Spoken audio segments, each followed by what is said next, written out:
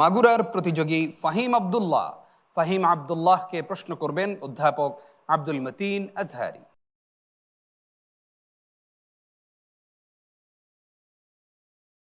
السلام عليكم ورحمة الله وبركاته. وعليكم السلام ورحمة الله وبركاته. اقرأ من قوله تعالى بعد أعوذ بالله من الشيطان الرجيم: وجعلوا لله شركاء الجن وخلقهم. أعوذ بالله من الشيطان الرجيم. بسم الله الرحمن الرحيم. وجعلوا لله شركاء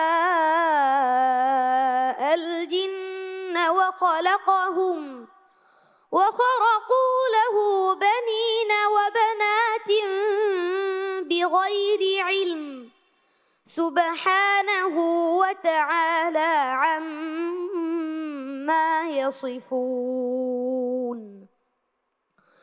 بديع السماوات والأرض أنى يكون له ولد ولم تكن له صاحبة وخلق كل شيء وهو بكل شيء عليم. ذلكم الله ربكم لا إله إلا هو خالق كل شيء فاعبدوه وهو على كل شيء وكيل. لا تدركه الأبصار وهو يدرك الأبصار وهو اللطيف الخبير. قد جاءكم بصائر من ربكم فمن أبصر فلنفسه ومن عمي فعليها وما أنا عليكم بحفيظ. وكذلك نصرف الآيات وليقولوا درست ولنبينه لقوم يعلمون. اتبع ما أوحي إليك من ربك لا إله إلا هو وأعرض عن المشركين. ولو شاء الله ما أشركوا وما جعلناك عليهم حفيظا وما أنت عليهم بوكيل.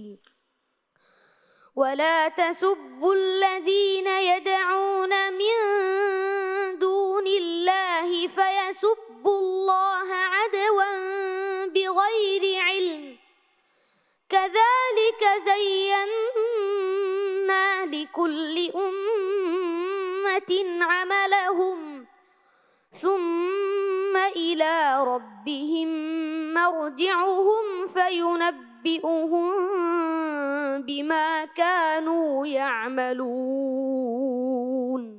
فتح الله عليك. صدق الله العظيم.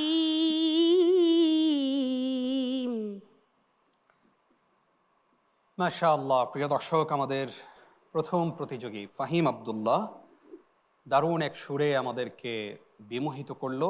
আমরা মুগ্ধ হলাম তার তিলাওয়াতে। একটা সময় মনে হচ্ছিল যে হয়তো দুবাই কোনো কম্পিটিশনে অথবা ইরানের কোনো কম্পিটিশনে আমরা তিলাওয়াত শুনছিলাম।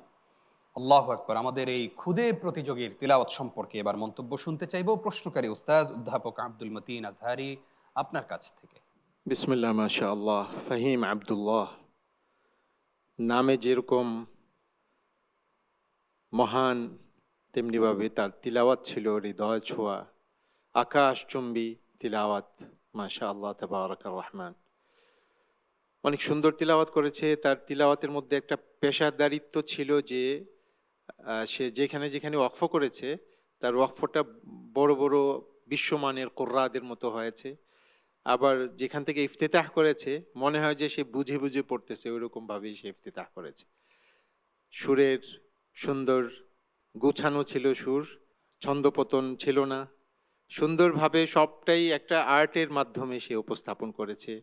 আল্লাহ পাক তার এই সুন্দর তিলাওয়াতকে কবুল করে নিয়ে তার জীবনকে কোরআনের আলো দিয়ে আলোকিত করে দিন। তাকে বিশ্বজুড়ে কোরআনের আলোকবর্তিকা মানুষের সামনে তুলে ধরার তৌফিক দান করুন। আমিন। আমিন। মন্তব্য শুনতে চাই উস্তাজ কারি মোহাম্মদ আব্দুল্লাহ আপনার কাছ থেকে। মাশাআল্লাহ। ফাহিম আব্দুল্লাহ, ফাতহাল্লাহু আলাইক, তাকাব্বালাল্লাহু তিলাওয়াতাক, রব্বানা ইবারিক ফি হায়াতাক। বলো আমিন। আমিন। মাশাআল্লাহ।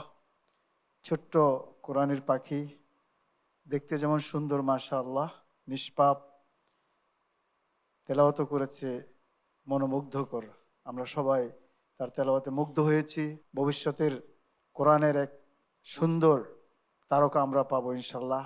এবং এতটুকু আশা করি, যেহেতু সে অনেক ছোট, তার অনেক সময় রয়ে গেছে, সে বাংলাদেশকে আলোকিত করবে বিশ্ব দরবারে কোরআনের মাধ্যমে। তোমার জন্য অনেক শুভকামনা। বারাকাল্লাহ ফিক, হাইয়াকাল্লাহ। আমরা মন্তব্য শুনতে চাই উস্তাজ আবু সালেহ মোহাম্মদ মুসা আপনার কাছ থেকে। মাশাআল্লাহ। ফাহিম আব্দুল্লাহ, আমি রাষ্ট্রের কর্ণধার যারা আছেন তাদেরকে বলবো, এই সমস্ত আমাদের এই সন্তানদেরকে আপনারা করেন, রাষ্ট্রের জন্য তৈরি করেন, পুরো ওয়ার্ল্ডের নেতা হিসেবে তাদেরকে তৈরি করেন, তাহলে আমরা পুরা বিশ্বে শান্তি খুঁজে পাবো, ফিরে পাবো। আল্লাহ তোমাকে পুরা বিশ্বের রাষ্ট্রনায়ক হওয়ার তৌফিক দান করুন। আমিন। আমিন। আমরা ফাহিম আব্দুল্লাহর অনেক প্রশংসা শুনলাম। তোমাকে নিয়ে অনেক স্বপ্ন দেখছেন আমাদের সম্মানিত বিজ্ঞ বিচারকগণ। তোমার কাছে কেমন লাগছে? আলহামদুলিল্লাহ। খুব ভালো লাগছে। জি, মাশাআল্লাহ। তোমার জন্য অনেক দোয়া রইলো, আগামী দিনগুলোতে আরো ভালো করবে, কেমন? ইনশাআল্লাহ। ইনশাআল্লাহ। ওয়াসসালামু আলাইকুম ওয়া রাহমাতুল্লাহি ওয়া বারাকাতুহু।